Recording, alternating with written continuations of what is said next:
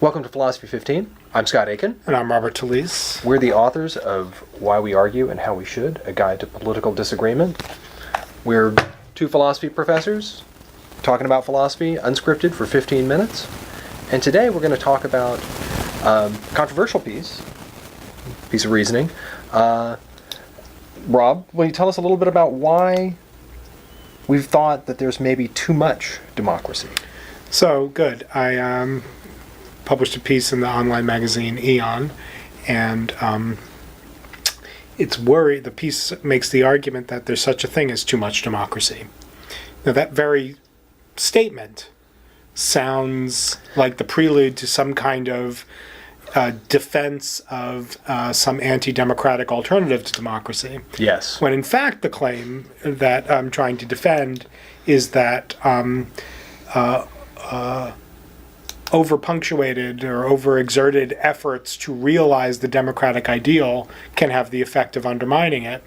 And what I have in mind is this. Under contemporary conditions with social media, 24/7 news programming, or programming that calls itself news, our social lives, our ordinary interactions with others are increasingly colored or conditioned by our political profiles. So whether you're a member at Costco rather than Sam's Club is politically valenced. Whether you drive a Ford or a Chevy is politically valenced. What fast food you prefer and how often you eat fast food is an indicator of your political profile. And so whether you go to Starbucks rather than Dunkin' Donuts for your coffee also is an indication of your political profile. And so when our social lives and the sites of casual encounters with others that we may not know, that are unanticipated and unexpected, are in contexts that already have a political dimension to them, such that the person standing behind you online at Starbucks is very likely to have voted the same way you did in the recent election. And if you go to Dunkin' Donuts, you're very likely to casually run into somebody who shares your political allegiances. It seems as if then we confront the danger that these experiences have the perhaps unwitting effect of shrinking our conception of acceptable democratic opinion. It has a way of constraining our conception of what other people tend to think, and also constrains the frequency with which we find ourselves needing to cooperate and share an endeavor with somebody who doesn't already have our political profile or doesn't have a similar political profile to our own.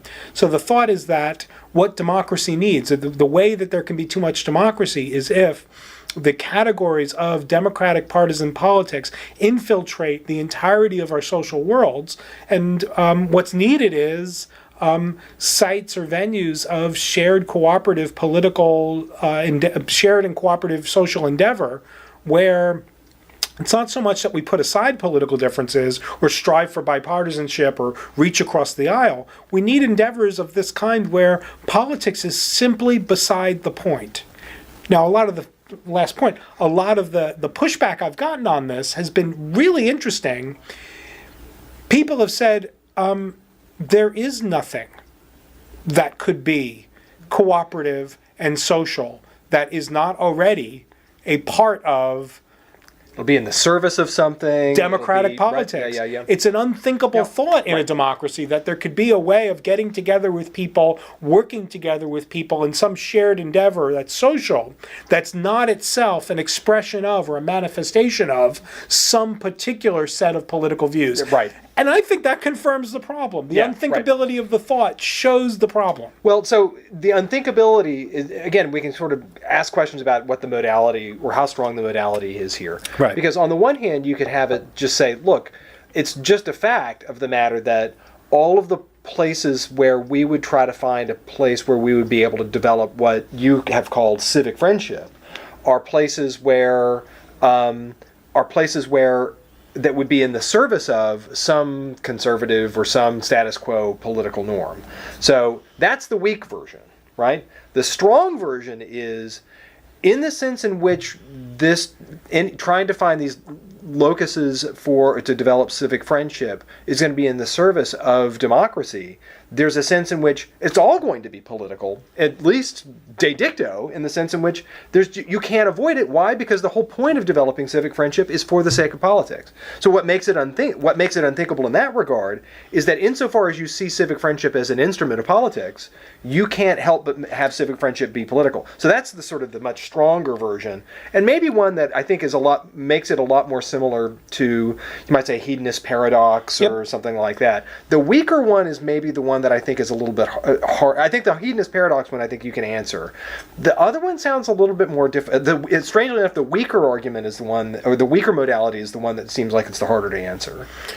So part of the argument is that for democratic politics to be done properly, citizens need to be, as Rawls called it, civic friends. Civic friendship civic friendship exists, or what civic friendship enables is citizens to regard each other as equals who share a common social fate and are due proper respect, despite fundamental political opposition. So civic friendship enables people not only to reach across the aisle, but to see their political opponents as nonetheless perfectly above board fellow citizens. Right. The hedonistic paradox thought is that civic friendship, being a kind of friendship, is not the kind of thing that can be pursued under that description. Right. You can't say, let's be friends so that we can reach across the aisle. That's right. Right. Because if you're not friends, you don't want to reach across the aisle. That's right. You just say, those are folks that you don't want to reach across the aisle. And there's a corresponding sort of one thought too many worry about friendship. It's like, you can't aim at making, friendship doesn't emerge from the aim of making it. Friendships emerge only when other kinds of things, other kinds of projects are shared among people. Right. Friendship is, so in the joint pursuit of some other goal, a friendship, the good of friendship can emerge. I think that a similar thought has to apply, or is applicable, to civic friendship. Civic friendships emerge when people are engaged in shared activities that have the formulation or the forming of civic friendships. That's an intrinsic byproduct. It's not the thing that we're trying to do. We become good democratic citizens by trying to do other things stuff together. And I think that there's too much democracy in the sense that it's becoming increasingly difficult to conceive of ways that people can work on things together that's not has as part of its aim something like the forging of good democratic politics or good policy. So I think that the civic friendship issue is one that I think that a lot of people lament. Whenever people lament the polarization problem and things like that, they're not just lamenting the fact that we have gridlock. Right, they're lamenting the fact that we don't have some requisite goodwill for us to be able to have a decent political discussion over Thanksgiving dinner or something like that. More on that in a bit. But the second part of it is that any of the places, this again gets back to the weaker modal objection, which is it looks like any of the places that we would try to identify as a place that we could identify be a locus for civic friendship. Those are going to be the ones that, given the suspicions and given the ways that political discussion has gone, are places that again are going to be already too politicized, right? We can't say something like, what are we going to do? The war on drugs? No. How about the war on poverty? No. How about cleaning up the environment? No. How about picking up litter in the park? It's already going to be structured, or it's going to have in the background some sense that it's being motivated by some particular partisan set of values or priorities. So this is so hard to see your way around, I think expresses the problem more than shows that it's not a problem. So this is a good point, which is that in some ways the thought is the fact that we can't think of what the alternative would be or any of the solutions just shows how deep the problem is, right? Could it show, I mean, we take, for example, the sort of a number of these sorts of lines where they say the personal is the political. In some ways, is this the truth of that thought, that the personal is political? That once we've personalized politics, it turns out that then politics not only becomes inescapable in our personal lives, but also becomes a rift that becomes unbridgeable? That is, yeah. So that's the worry. The concern. And it looks like there's a tension that it's hard to know how to navigate, because surely we can't rely on some prior conception of the boundaries of the political and say, well, politics is about this stuff over here. Right. If you've got problems or if you've got issues, if you want to raise questions about something going on over here, that's just not politics. It looks like whatever politics is, it's got to be the kind of thing that it makes sense for persons to say, wait a minute, what goes on in this particular sphere, what goes on in the workplace is also a part of our democratic politics. It seems like you got to allow that kind of porous, expanding, contour. So policing that boundary is one thing. Yeah. Right? And saying that's just a personal issue. However, it does look like we need to have some kind of policing that makes it so that there are things that are safe from politics.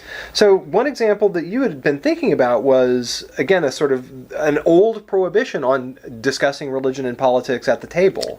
But with a twist. But yeah, so good. So this is important because we still have to recognize the porous nature of the boundary, but also need to respect the boundary. How does this work? So I think that the twist is that, there is a case to be made for the no politics or religion at the table.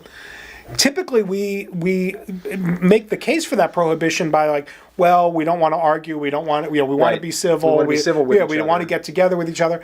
But avoiding the issues just deepens the incivility. Right? This seems exactly right. What we don't do though is we don't say, wait a minute, the real reason why we adopt the norm of no politics or religion at the dinner table is because there's something more important than politics. And that thought, that there's something more important than politics, is also a point on which I've gotten some pushback. It's like, no, politics just means the most important stuff.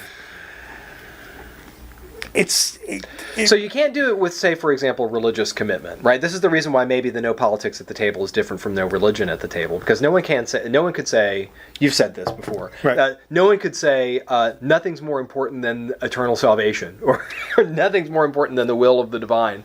That seems right to say. Whereas you can say, but it does look like it does seem intelligible in the way that the religious statements don't seem quite right. To say, yeah, there's more stuff that's more important than politics. Why? Because maybe politics is something that's in the service of something that's more important than politics. Politics is maybe instrumentally valuable.